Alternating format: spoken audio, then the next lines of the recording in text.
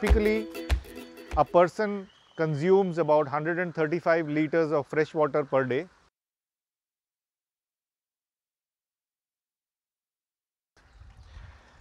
What you are seeing right now is a 40,000 liters of treatment capacity.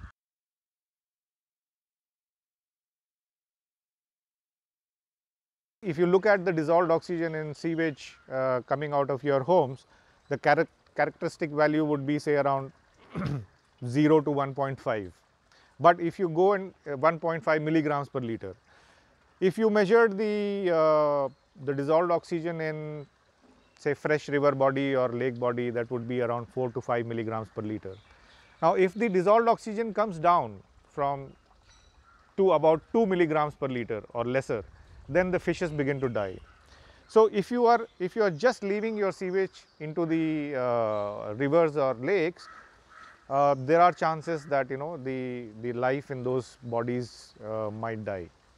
So, the whole idea is to raise the dissolved oxygen and then leave it into the river. So, when you raise the dissolved oxygen, even if you leave the treated water into the rivers, it is not going to make much of a difference.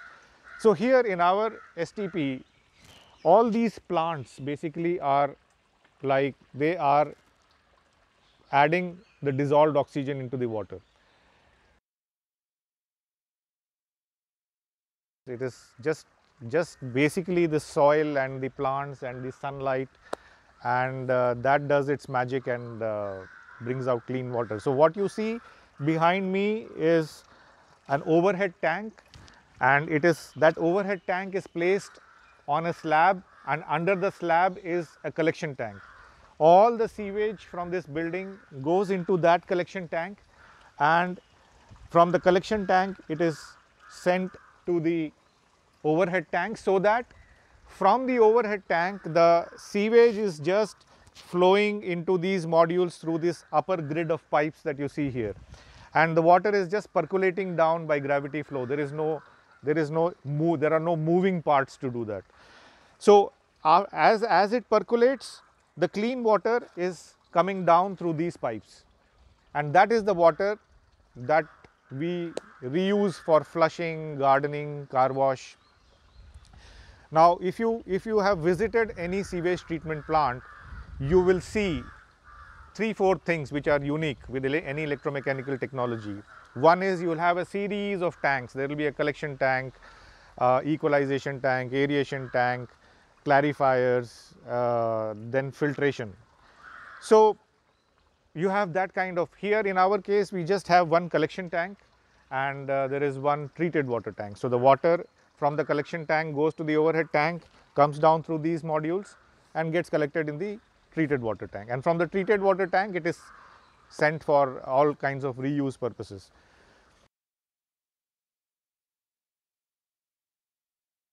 From a distance you can see our STP working. Actually, when you see that kind of bushy growth, it tells you that your STP is working.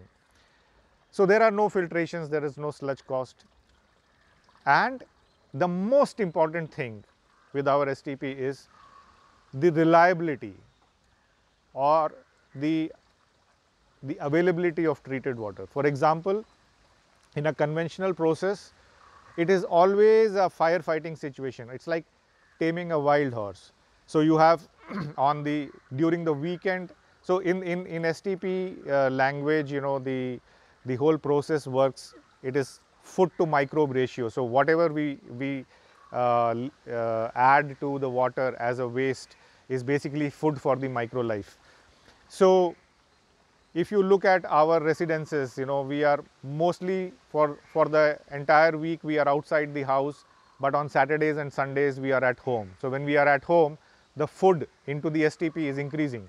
So, there is this fluctuating load which is a problem in electromechanical STPs. In our case, this fluctuating load does not really matter.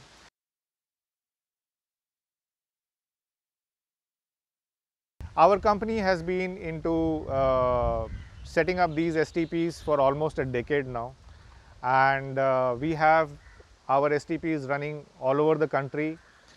Do not go on the looks of this, doesn't really matter. What matters is the quality of treated water that you get out of it. I don't care if somebody says, oh, your STP looks very shabby, what is this? No, I don't care. This is the recycled plastic. I don't think there could have been a better use of this material. And if more of these STPs come in, I'm sure,